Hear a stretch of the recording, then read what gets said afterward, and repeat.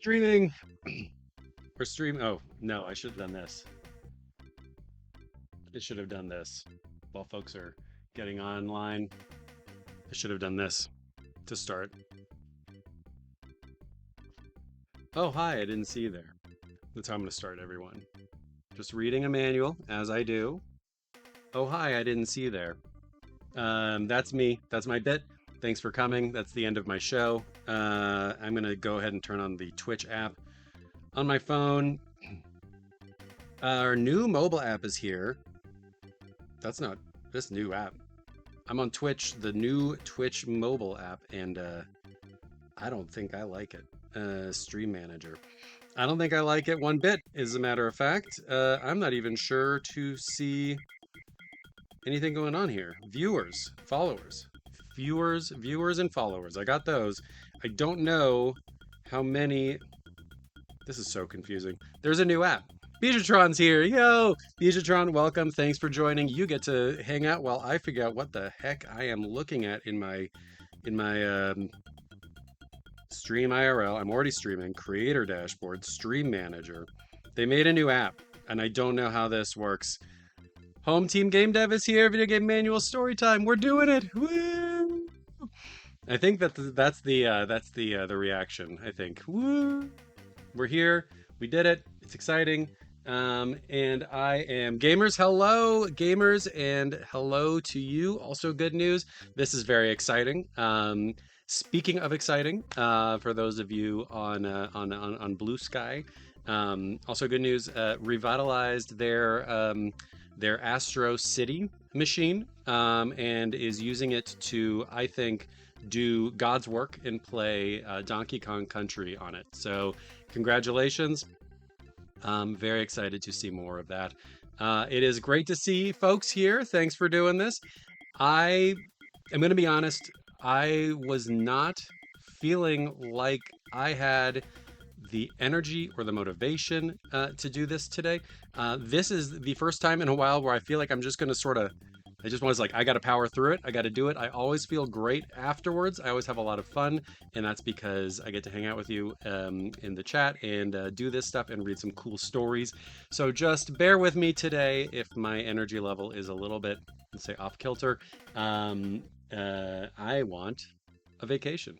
Went to the mountains this weekend with some friends who have kids in my kids' classes, same exact ages. So that was wonderful. And the kids are now old enough to be able to sort of do their own thing. They wound up playing a bunch of Switch, which made me a proud dad.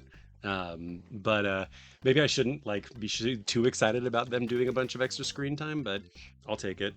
Did that and came back and got to play a bit of a new game called Volgar the Viking 2. And so I have two video game suggestions for this week. I haven't thought about this. This is not a bit. This is not a thing that I thought about. But since we're here, I would say that Volgar the Viking 2, if you liked the first one at all, you will love the second one. It's fantastic. It is beautiful. It plays exactly as you would expect it to. And I have made it to the second level, which I think means that I'm an incredible video game player because that thing is hard. So Volgar the Viking 2, Chris Derschmidt, and the folks at Digital Eclipse, good stuff there.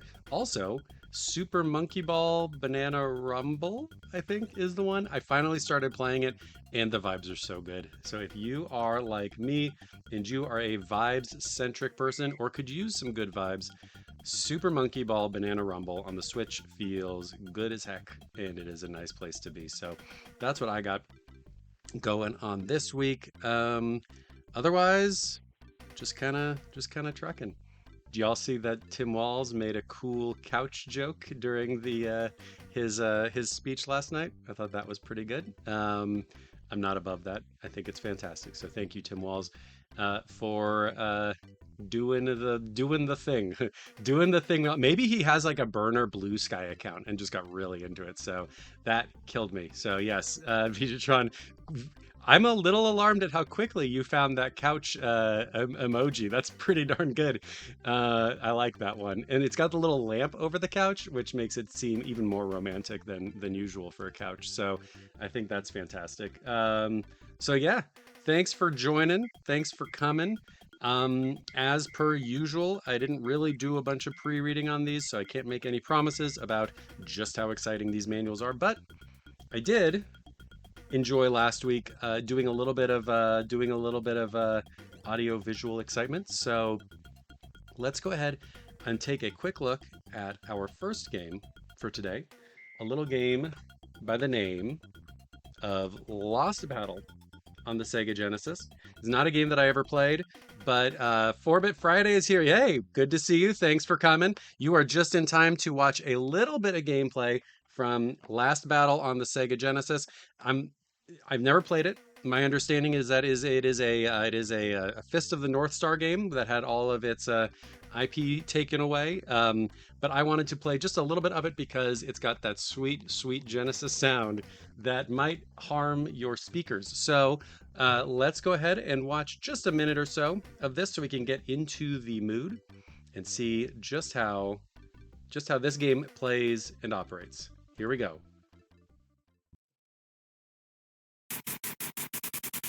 Oh yeah. All right. Yeah, so it's not a Fist of the North Star game, I guess technically, but they sure went for it. Listen to that punch noise. Yeah. Do you like how the guy comes up out of the ground? I really like how the guy comes up, he just shows up out of the ground. That guy's just hanging out waiting.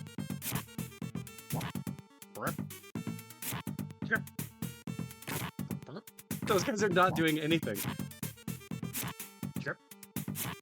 So I'm not going to linger on this too long, but this is the game as far as I can tell. I wanted you to meet Alyssa. Arzak says, now you have the look of a hero. And there's a whole level select thing. This is exciting. Oh. And these guys up top who are just sitting there with their tridents are not doing anything.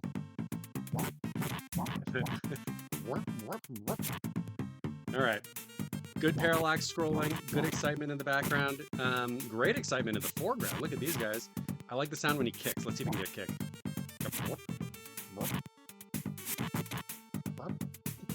All right. That is that. So that's Last Battle on the Sega Genesis. And I watched a fair bit of it earlier today, and that is the whole game. So I like that era of. I think someone online pointed out that there's a good era of pre-Sonic Genesis, and I really enjoy that. I think that that's a great thing. And I like if you look at the picture here on the screen, nice airbrush picture with some rather lurid jeans. I think there's a little bit of stuff in there that is uh, it's I listen, guys in good shape. What can I say? So anyway, Last Battle. 16-bit cartridge. This is exciting. This, and I just want to call this out. Yeah, the calves. The calves are so powerful. The calves are so powerful that they have shaped the boot in their image. So the boot is being reformatted to fit the calves. When you're doing that kind of kicking, you got to do it. So, but it's good that he's wearing jeans in case he falls down and he doesn't get a scrape. I think that's important. Um, I will say this. I have a hot take. This style of Genesis game, there are three different style of Genesis boxes in the sort of mainline thing, not thinking about EA boxes, not thinking about like not Tengen, but whatever. Some of the cardboard ones. There's the black one, the box with the black thing, kind of like the Master System style, but with the black background. This is my favorite Genesis style. There's also the ones where it's just the art. I like that a lot too. But you know what looks bad? The red one with the word Genesis on the side. So I like Last Battle in large part because it has this kind of box. So gonna throw out an entire an entire couple of years of Genesis games just because they don't have the right box as far as I'm talking, as far as I'm considering it. Thank you, Bijatron. Yes, I do. Yeah, we are in agreement 100%. I think this is fantastic. What a box. What a box. And then in a quest for modernity, they lost a sense of who they are. So Tom Kalinske, answer for your crimes. But before you answer for your crimes, I will read the back of the Last Battle box. It is a one-player game. Tells you helpfully here. In the mood to punch, kick, and knock the daylights out of a bunch of wicked thugs? If the answer is yes, be prepared to receive your own fair share of hard knocks because these goons are tough. And you'll need brains as well as brawn, since an intricate maze of passages leads you closer and closer to victory. Passages which you'll have to find. Your Arzak, parenthetically pronounced Arzak, your Arzak, pronounced Arzak, Arezak, a renegade with a dream to free your people from a life of oppression. A master of Jet Kwan Do, the most elite practice of the martial arts, you're about to experience hand to hand combat that never lets up. You're swift, you're lethal, and you're good. And your calves are just like like a piece of ham. They're crazy. Um, Strike that from the record. But are you good enough to outsmart layers of labyrinths, battalions of beasts, and scores of setbacks? Are you good enough to survive the last battle? Um, I don't know if I am, to be honest, but I would like to think so. It's cool. On the back, they got pictures. You get to see some punching and some kicking. It's got, sorry about the reflection, some punching, some kicking, some other stuff, and then that little movie scene we got to see there at the bottom. So you know it's about more than just punching guys in your tight-fitting jeans. So here's the cartridge. Sort of a shame. I feel like every Genesis cartridge I have now has like lost some shine. There's some sort of corrosion on them. This one I got for super cheap, so I'm not too worried about it, but that's what it looks like. That's the cartridge. Genesis cartridges are very light, um, but the plastic can take a beating. Here's the manual. Here's the manual. Home Team Game Dev, Jet Kwan Do versus Rex Kwan Do. I mean, I think the back of the box, which one will win? The back of the box seems to indicate that Jet Kwan Do is the most elite fighting style, but I don't think martial arts had progressed fully to the Rex Kwan Do level by the time that this game was made. So this was just Rex Kwan Do was just something they couldn't foresee happening yet. So I think it's Rex Kwan Do probably wins.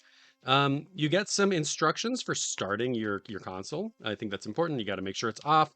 Insert the last battle. This is one of those things that to this day I don't know if it's real, but I'm pretty sure that if you take a game out while the system is on, the system will be broken forever. That's what I think. The last battle story. What's up, Dizzy and Lost? You Dizzy and Losses, it's the tank top with shoulder pauldrons that does it for me. Yes, I mean, listen, there's a lot of good stuff. It's important to protect the shoulders, doing maybe a forward roll, doing some tumbling. So maybe he's just coming from tumbling practice. He's also got like wrist guards, which is good too. So in case he falls down while he's roller skating. The last battle story, I mean, those things do it for me, but I think the whole thing does it for me. The last battle story starts off with a phrase that I think we can all get behind. All is not well with the world. All is not well with the world. That's it. A great war has devastated the land, and a nefarious power had established an empire where the good people, where the good. I think there's a word missing. I'm gonna read this again. This could just be a me thing today. I told you I'm not at my peak. This is not peak performance. A great war had devastated the land, and a nefarious power had established an empire where the good people like slaves. Where the good people like slaves. Does that mean that the good people like slaves or the good people live like slaves? I don't know what this means. I'm already lost. But there was hope. Feel free to look this manual up online and make sure that I'm not completely losing my mind. But there was hope. The mighty Arzak, remember it's pronounced Arzak, and his two companions, Alyssa and Max, banded together to reclaim their homeland. Using the secret martial art of Jet Kwan Do, Arzak went to battle against Duke, master of Thai Kung Fu. In the end, Arzak was victorious, and peace reigned in the land. However, before the battle was over, Grom, Gross, and Garak, the three strongest and most evil warriors, escaped. Grom, Gross, and Garak. Remember Grom, Gross, and Garak. Uma Oprah, Uma Oprah. For 3 years, the trio plotted to get back in power. One day, they stage a surprise attack on the capital city. Alyssa was captured and taken to the land of the unknown. Arzak followed the trail of Alyssa's captors to the ultimate savage land, where he prepared to fight the three seemingly invincible foes. After a fierce battle, Arzak was able to defeat Grom. However, in the midst of the fighting, Alyssa was taken by her captors to another location. It's incredible. It's a very frustrating situation for Arzak to be in. In his quest to find Alyssa, Arzak met his brother Gross. Grom's brother, Gross. Not his own brother, Gross. I don't think. Or his own brother? Is Arzak's brother Gross? I swear to God, I need somebody else to also look at this manual online because I'm having a tough time here. After a fierce battle, Arzak was able to defeat Grom. However, in the midst of fighting, Alyssa was taken by her captors. In his quest to find Alyssa, Arzak met his brother Gross. Some time ago, Gross lost his memory, and as a result, he turned to life. He turned to life of violence. To save Alyssa, Arzak was forced to fight his brother. Okay, so it is his brother. There are also a lot of typos in here. Luckily, good triumphed over evil, and Arzak was able to restore Gross's memory. However, there was one last battle, in caps, there was one last battle yet to be fought. Garak, the most powerful enemy, had to be defeated. There is a secret to defeating Garak, which is contained in the sealed legacy of the creator of Jet Kuan Do. After much thought, Arzak was able to break the seal and learn how to defeat Garak. Even with this knowledge, the fighting continued for days. Yet, in the end, Arzak prevailed and Alyssa was rescued. And so goes the legend of Arzak, the last hero.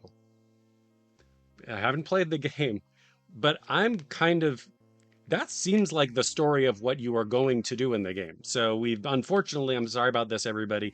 We've been spoiled, I believe, on the story of the last battle. Um, so we already know that Grom, Gross, and Garak have been defeated by Arzak, pronounced Arzak. So we know that. So that's the story of the last battle and the legend of Arzak, the last hero. If anybody here knows anything about Fist of the North Star, is that the same story or is this a completely different thing? I truly don't know, and I want to know how much of the game was actually localized. You get life gauges, methods of play, the power up. When Arzak is able to defeat his enemies in succession and continually increase his score, the red lamp of the power gauge begins to grow in length. When the lamp reaches the required white mark, Arzak's power is increased. When Arzak's power increased, the condition, the condition of his body changes. He beefs up, and so does the power of his attack methods. Sorry, I got tripped up on how beefed up he is. Now he will also suffer less damage from the enemy. So I'd say here he's probably at about mid half health. Half health. He's got some room to grow. There's one labyrinth to enter during each chapter. Here you can gain points and power with no time limits. When inside the labyrinth, there are rooms filled with enemies. Yeah. To enter these rooms, press the D button upwards. If you meet an ally inside the labyrinth, you will automatically be allowed to leave. So that's good. You can have conversations with people. During gameplay, Arzak will have opportunities to speak with his allies and enemies. In some cases, I didn't see a lot of talking to his enemies in the gameplay that we saw, though, to be fair. In some cases, his life gauge will be replenished when the conversation ends. Pay close attention to these conversations. They may provide you with hints to help you on your journey. It says, now, make your move. The boss. A major battle takes place during every chapter between you and a boss enemy. If you don't defeat him, then you will not be able to advance to the next chapter. He resides in one of the areas displayed on the map screen. When you encounter this boss, his life gauge will be displayed at the bottom of the screen so you can observe who is winning the battle. It's like pretty exciting. It's like, oh, actually, who is that? I'm just calling this out. One thing that's so fun about these is that even in the drier sections, and this is why I keep coming back to these things, even in the drier sections where they're just telling us how the game works, It's like the expectations that a player could have for what's in a game are still so unsettled at this point, 1989, that like they are spelling out for you what the life gauge is, what the boss's life gauge is. I think that's really cool, and I think that that's really neat. I would have been 6 when this game came out, so I probably would have been really confused by this game. Actually, I think like having this information here probably would have helped me. Um, but yeah, reading material for a 6-year-old. After chapter one, it is not possible. They give you a lot of information. After chapter one, it is not possible to enter the boss's area until you've survived several areas. You will find your arrow blocked when you attempt to face the direction where the boss resides. So move toward the direction you're allowed. When you have defeated the final boss in chapter 4, the game ends. That's it. It's over. When that happens, it's over. Good luck. Enjoy it. Um, there are different chapters and areas. So actually, though, for a game from this era, I think this is pretty neat. It's hard to see here, but each area has different different little map.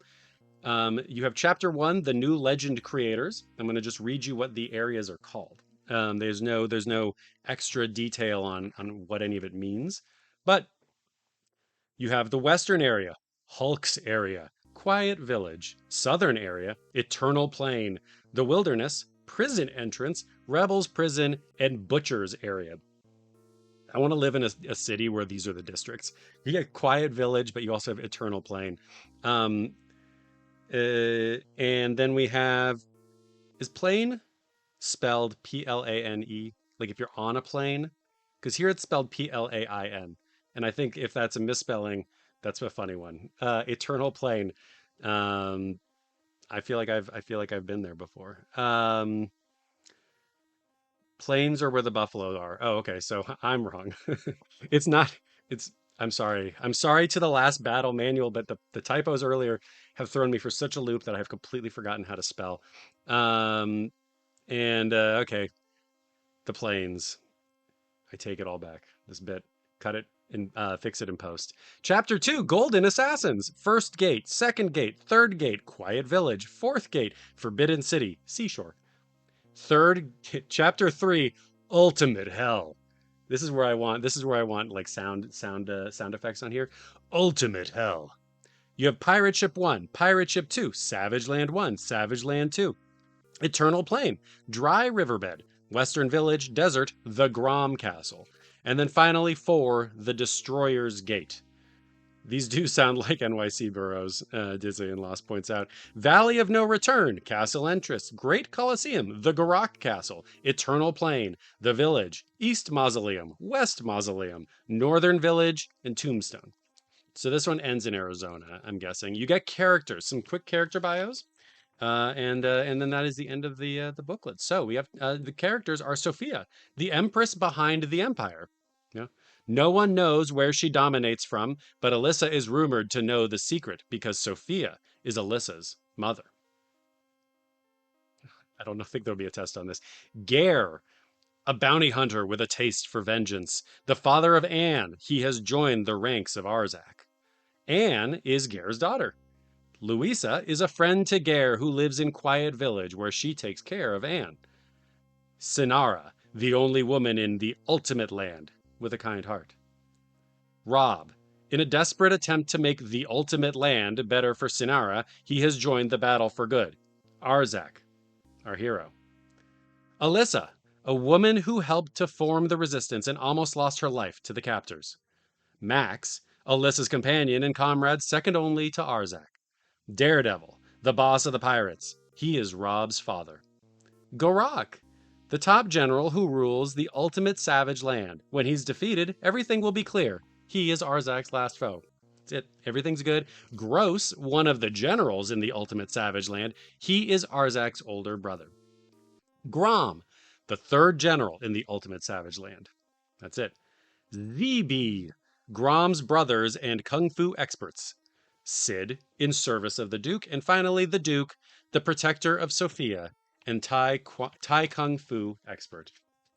And that's what you get. Nobody appears to have filled out the scorebook towards the end. which is a bit sad to me, but understandable because you were too busy playing and enjoying the game. So that is Last Battle. I will say I really appreciate, there's a few things I appreciate this. One, again, I appreciate the sheer power of his calves for redefining the shape of his leather boot.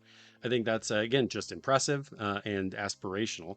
And then two, I think it's cool that the story in the manual tells you everything that happens throughout the entire game up into the ending. So you can just enjoy punching and kicking people and listening to the smooth sounds of that Genesis.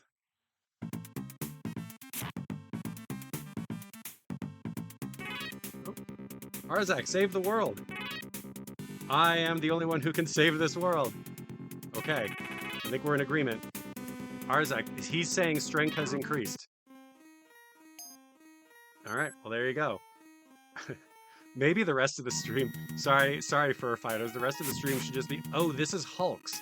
Do you guys think he's, do you think that he's, uh, patterned after anybody? Certainly nobody legally defensible. Let's see what happens when he wins. Oh, oh he's almost going to win. Sorry, we'll move on to the next thing here in a second. Let's see what happens. Anything good? Got him. Ooh. Ooh. Okay. Well. Okay. This. There. Okay. That's cool. That's gross. But I like to see. I'll just say that I think it would be cool if that happened to the real Hulk as well. Um, so that was Last Battle. Our next game for today is a game that I loved from Bizarre Creations on the Sega Dreamcast. I'm gonna do this just for getting this back to where it needs to go.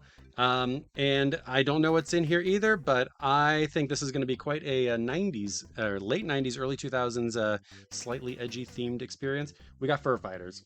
Fur Fighters on the Dreamcast is a game that I played far too much of and had a weirdly consistent group of people who would play the multiplayer with me. So Fur Fighters is a good one for me. Also, if you take a look here, it's got that nice I forget what that's called. The thing where it moves. See, it's animated. It's real. It's alive.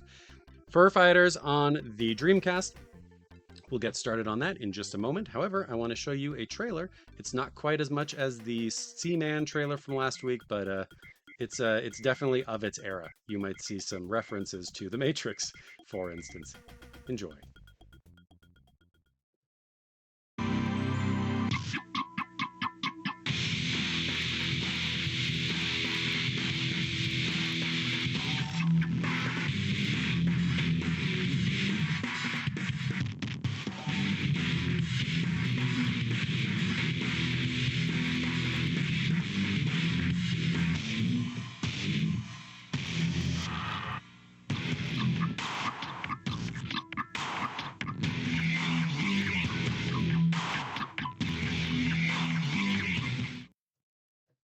So, get fluffed.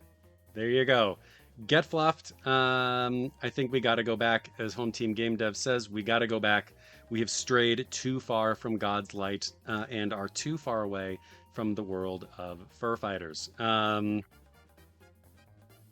Fighters. So, man, 4-Bit Friday's pointing out that the demo disc for this game also had MDK2 and a couple of other things on there. I've got a few Dreamcast demo discs. Maybe I should just. That's Blitz. I gotta dive in on a few of those. You know what? The demo disc that I have had, which was really good, and this is not the game of the hour, but do you remember Sega Swirl? If anybody here remembers Sega Swirl that you could get on one of those demo discs, that was a pretty good puzzle game. It was a lot of fun. So Sega, bring back Sega Swirl. In addition to all the super games that you're making in the future. So if you want to make money, bring back Sega Swirl. That's what I say. Fur Fighters from our good friends at Bizarre Creations and our, let's say, also good friends at Acclaim. I'm going to tell you this. Sega Dreamcast.net I'm not sure if that website still is in existence. SegaDreamcast.net. Fur Fighters could well be the sleeper hit of the year. It's pretty good. 4-player fluff match modes deliver intense head to head action, it says on the back of the box, monstrous bosses that just don't play fair, and 30 levels from Dino Deco to Space Station Mir, plus 6 fluff matches. One of the most unique and playable titles the Dreamcast has seen. Gamers Republic. I like the idea of unique and playable. It seems like maybe I don't know. The most playable titles. It seems like maybe not the kindest thing to say about the rest of the Dreamcast library, which I thought was quite playable. Easily one of the Dreamcast's top titles, says IGN.com. Introducing the it says the fluff has hit the fan. So that seems like they have one pun to go with here, one joke, and it is the fluff, the use of the word fluff. The fluff has hit the fan. Introducing the Fur Fighters, an elite strike squad of cuddly commandos on a quest to liberate their families from the evil General Vigo and save the free world. A new style of gameplay, it says. First-person shooter meets action adventure. It's a third-person game, but I'll allow it. Play as all 6 of the Fur Fighters, using their individual special skills to solve puzzles and obliterate the bad guys. And devastating weapons include shotgun, rocket launcher, and elemental rays. This game ruled. This game was so good. So anyway, inside of here is a surprisingly thick manual. Here's the disc, if you want to see. One day we should do a ranking of the consoles with the best discs. Dreamcast, I love it, but this kind of like spotty looking printed on thing doesn't look so good. PlayStation 2 is nice. I think Wii U might have the best discs though. They have like that soft round edge. So anyway, that's for another time. But right now we have the Fur Fighters manual. Bijatron says Wii U wins. I think that's correct. I just think the side of it feels so good. The side of a Wii U disc, it's fantastic. On the back of it, you have Vanishing Point, which I think is a game that I actually quite like. So Acclaim doing some good work for us on the Dreamcast here. You got contents, loading, introduction, getting started. Let's take a look at, by the time that you can sort of get a sense from when you go through these manuals, just as a quick aside, of how people might have fallen off of video games over the years. I stuck with it. I love them. But like people like my wife who played them on the NES, maybe a little bit on the Genesis, that era, I think found that they just would get overwhelmed by the controllers and figuring it all out and all that kind of stuff. I'm going to show you the starting up the system and the controls for the Dreamcast. Granted, it's not too difficult, but I could see looking at this and saying, nope, that's too much, versus the simplicity of, and I'm not saying this as a we've strayed too far from God's light, but this is just like the Genesis one is like, here you go, put the thing in there, and then you're good to go. So I could see how you get to this stage just 10 years later and say these video games are too much. But when you have the time to put into Fur Fighters, I think that you'll find it's quite cool. I'm losing my words here, folks. I'm sorry about this. I told you at the beginning, not peak performance today, but introduction. Many years ago. Bijatron, that's me with rear buttons on a controller. I don't even bother. Yeah, I know. Okay, my real shameful thing is this is me with mouse and keyboard. I don't play PC games in part because I'm like, I don't want to deal with all the buttons on this keyboard. I use it to type for work, and that's enough for me.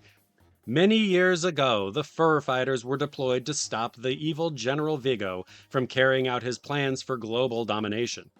Good conquered evil, of course, it says, and Vigo found himself breaking rocks in the hot sun. With their greatest foe behind bars, the Fur Fighters retired to a peaceful seaside village to relax and raise their children. That's cool. It's like they're a bunch of coworkers who are such good friends that they go off and they buy a compound with each other. But General Vigo did more than whittle soap guns in the big house. He was scheming to take over the world again, but this time he employed the mighty resources of Vigo Industries. In order to prevent the Fur Fighters from stopping him again, General Vigo and his army of stupid bears have kidnapped our heroes' families. Stupid bears, for the record, is not capitalized, so that's just I think that's just some editorializing. General Vigo and his army of stupid bears have kidnapped our heroes' families. I'm mad just hearing this. What General Vigo didn't count on was that the fur fighter's furry furtiveness was the fur fighter's fury, excuse me, furtiveness and skill with firearms. They should have said fur arms. These six shaggy, stout-hearted soldiers, Rufus, Juliet, Bungalow, Rico, Chang, and Tweak, must combine their individual skills and their semi-functional telepoints in their quest to find their families and defeat General Vigo once and for all. My fellow Americans, once and for all. Yep, we got some stupid bears once and for all. We have controller options. There's This is when they will give the different controller options just names and hope you know what that means. There's Dino and Dino 2 or Dino and Dino 2. Super Spy 2, Home Team Game Dev. Did Tim Walls write this manual? I He would do a great job. We should Tim Walls. After If he has any downtime while he's vice president, he should write manuals for this. He did a great job. He would do a great job on this. Thank you. We got bios. So let's see what Mr. Walls, Governor Walls has for us. We have Rufus. You have a kind of an alarming picture of a dog with a gun, um, doing some real killing. The oldest of the fur fighters, this tough hound has dependability stamped all over him. Raised in the brutal inner city kennels of Glasgow, he joined the army to escape the slums as much as to fight. It's kind of sad. He was a natural soldier and won many medals, but shunned all offers of promotion. As the most experienced fighter, Rufus leads the fur fighters, steeling himself for one last battle to help save his family. This dog, Dizzy and Lost points out, has seen some stuff. And I'm concerned about the fact that he didn't want to rise through the ranks because I want to know what it was he planned on continuing to do as a grunt. I'm a little bit worried about that. We have Chang. Oh, sorry. Also, just so you know, Rufus is a hound. It's a species hound. Special skill burrowing. We have Chang. Here's Chang. There's Chang and Juliet. I'll show you them once there. Chang and Juliet. Chang is a firefox. Special skill squeezing through holes. Chang was born into a rich family in rural Hong Kong and raised in the bright lights of the country's southern boom cities. When the war started, he horrified his kin by choosing to become a common foot soldier. His encyclopedic knowledge of science and strategy combined with his natural agility and cunning make him one of the fur fighter's best weapons. So that's Chang. And then we have Juliet. And I think that the manual is a little thirsty for Juliet. Species, pussycat. Special skill, climbing. Juliet, beautiful and athletic, just like our friend Arzak from last battle. Beautiful and athletic, Juliet is a supreme warrior. She can be temperamental, stubborn, and selfish, with an annoying tendency not to listen to others. When frustrated, she becomes tempted to go it alone, but with persuasion, she'll stick with the team. Juliet. Then you got Rico and Bungalow. Rico and Bungalow. Um, Rico is a rock hopper penguin, and his special skill is swimming. Yeah, that checks out. Rico, raised among the huge penguin communities of southern Argentina, this idealistic bird always craved more than his mundane life of fishing and dodging orcas. He set forth in search of his dream and stumbled on the fur fighters who've helped him hone his talents. Rico is somewhat overconfident and prone to daydreaming. Rico is, I just read that part, and I'm not going to read that again. He isn't quite the hero he imagines himself to be, but there's no one more skilled in the water. Then we have Bungalow.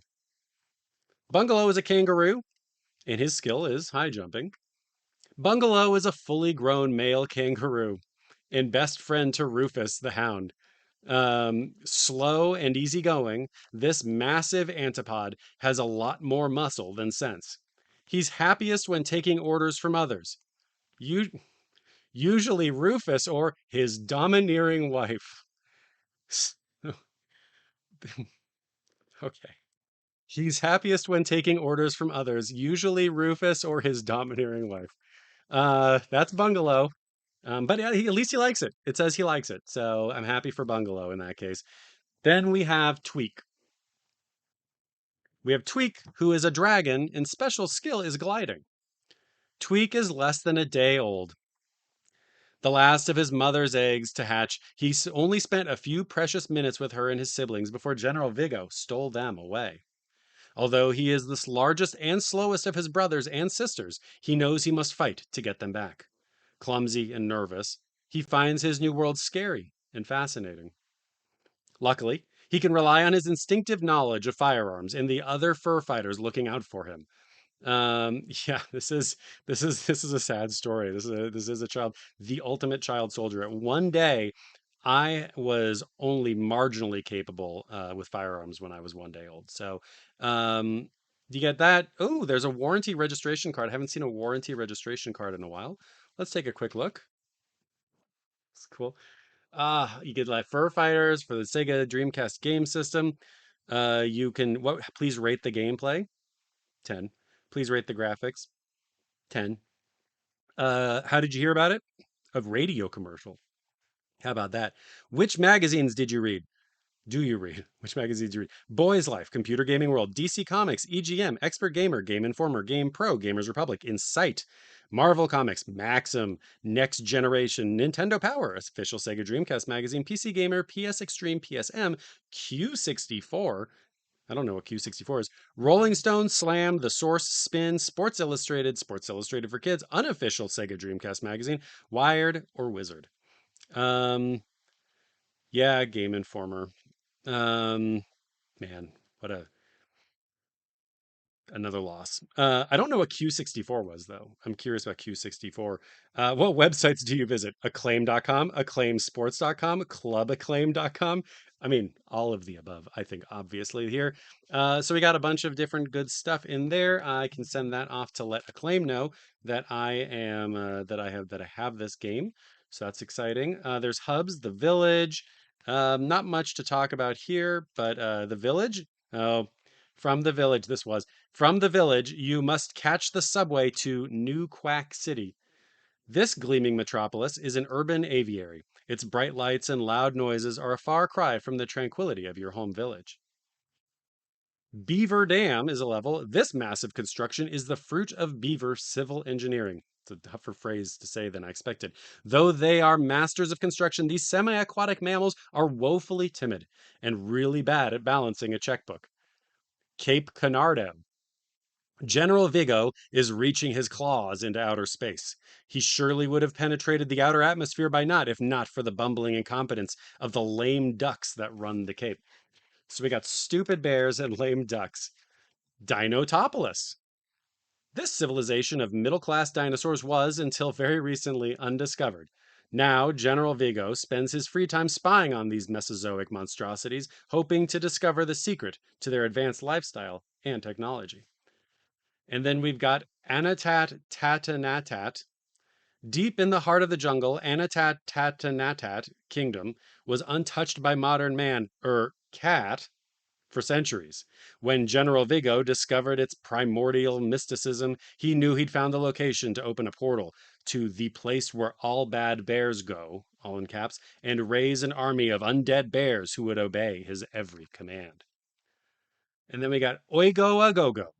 Like all omnipotent overlords, Vigo has his seat of power. On board his impenetrable floating fortress is where the fur fighters must face their indomitable foe. Hold on to your pelt as you board Vigo's mighty aircraft carrier for the final showdown. You get tokens. You have family values, babies and bosses. Um, they don't tell you much about them other than I guess you can collect them, which is what you do with babies and bosses. You get some good weapons. And then a stuff match. That's about it for this one. Stuff match is a head-to-head match where you beat the stuffing out of your fellow fur fighters. Um, so yeah, that's it. If you have help, if you need help for the hottest tints and codes on Acclaim titles specifically, please call 1-900-407-TIPS. 1-900-407-TIPS. The cost for the call is 95 cents a minute, and you must be 18 or have parental permission and have a touch-tone phone. So no rotaries for you. No dialing up no dialing up and saying, asking for someone to uh, call collect. So got to do this. Lost my train of thought there. This is good. I'm having a real problem keeping my brain inside my head today. So 1-900-407-TIPS. And call it and see what happens, I guess. I don't know. Those are my manuals for today. I'm going to do one more quick thing, I think, just for today. I don't have a lot in here, but because it was a good suggestion online um, from Brandon Sheffield, thank you for the suggestions to everybody who has sent in suggestions for manuals because I was sitting here going, I don't know what to read. We're going to take a quick look at the Dino Crisis 3 manual. I'm going to have to full screen this because I couldn't get it working otherwise. And let's just take a quick look. Dino Crisis 3. Can you all see it? There's not a ton here, but I want to call out a few things as we go through it. So we're going to do this together. Dino Crisis 3, first thing I want to call out on the Xbox. These folks don't look remotely as concerned as I think that they should be for the situation that they're in. One, they're in a spaceship that was built to look far too frightening. I'm not sure who was the person to design this, but I don't think that this is a spaceship that I would want to get into in the best of circumstances. But they also have to fight dinosaurs on it. And this planet is also looking pretty unfriendly. So they're just sort of like going in to have a work day. I think that they're not scared enough for me. But you got contents. You got this dinosaur. He doesn't look too friendly. We got this guy right here. Gonna scroll on down, setting up your Xbox video game system. Have a good time. It's a good system. And I'm gonna say this. I liked having these buttons on the front. I know that's maybe not popular. It's probably best to have them as triggers, but I liked having these right here, the white button, the black button. I thought that was kind of cool. And Great. Here we go. I'll just read this real quick. You can see it too, so read along with me. The year is 2548, just around the corner. We got some killer cargo. Over 300 years ago, the Earth lost contact with the colonist spaceship Ozymandias as it approached Jupiter. Now, Ozymandias has suddenly reappeared, out of nowhere. The prodigal spaceship rapidly heads towards Earth as though she wants to come home. The government repeatedly attempts to contact Ozymandias, but response is nil. The Interstellar Fleet Commander issues an order. An investigative shuttle, manned by the SOAR Special Operations and Reconnaissance Squadron, lifts off. Its special ops mission: search and rescue. The shuttle is met by a sudden burst of blast, is mercilessly destroyed, and most of its crew lost in space. Patrick and a few of the SOAR team miraculously survive and board Ozymandias. But what waits for them there is beyond belief. So I did this in part. Oh, you can't see that part. Is beyond belief. Part of the reason that I like this is because of the beyond belief component. You got the characters. You got Patrick, Karen, Jacob, and Sonia. Patrick is a member of SOAR Special Ops. Patrick Tyler's strong sense of duty and natural charisma make him an asset to any operation, and probably just a good teammate in general. Trusted by the entire team, he boosts troop morale. Then you have Karen, the sole survivor of Ozymandias. Her existence is shrouded in mystery. Oh, I bet it's nothing. You got Sonia. I'll scooch down here. Another member of SOAR Special Ops, Sonia Hart is a cool headed soldier with flawless action. Her focus is completing missions. And then you've got Jacob. Jacob Renshaw leads SOAR Special Ops. His directness and bold decision making abilities are critical to the operation. He's fanatical about the safety of his troops. He's a big safety fan. He's got a pretty intense gun over here. I'm glad that they're well equipped. So the other thing I wanted to call out for everybody on here is that each page, or seemingly every other page, has a really good face on it. So there's this guy. They're all going through something. All the faces in here look much more concerned than they did on the first page, and so I think that that's kind of cool. You come over here, you can see she's looking a little bit concerned. I'm just going to look at the faces because there's not much else to read here. He's looking really concerned, and I think that that's great. Look at that guy. He's doing cool. And then she's just sort of focused. He's just relaxing. So Patrick's just relaxing. But this dude, this guy's my favorite. Can you see his face? I love this guy. This guy's great. So he might be pretty blown away by earning tactical credits over here and learning about all of it. But I just wanted to share these faces because I thought they were pretty good. Oh, now we're back to the same faces. Um, and that's it. There we go. That's going to be my avatar from now on, is this guy. So that is, I guess that's the show for this week. Yes, he was the OSHA boss. You're right about that, actually. It's a good point. He's a fanatical about safety, so he makes a good OSHA boss. Thank you to everybody for joining. I will say that I was not feeling it to start, and yet again, I come out the other end feeling significantly better. This is so much fun, and I really appreciate you showing up and joining. I don't have a giveaway this week, but I will do one next week. I wanted to think about how to incorporate that in a way that was maybe just a little bit less chaotic. So if you're here for a free video game, um, next week, come back next week. And video game manual therapy time. We did it. Thank you for the stream. Thank you for coming to the stream. Thanks for being willing to hang out and do this stuff. And I'll see y'all somewhere else sometime soon. Thanks. Bye. Woo.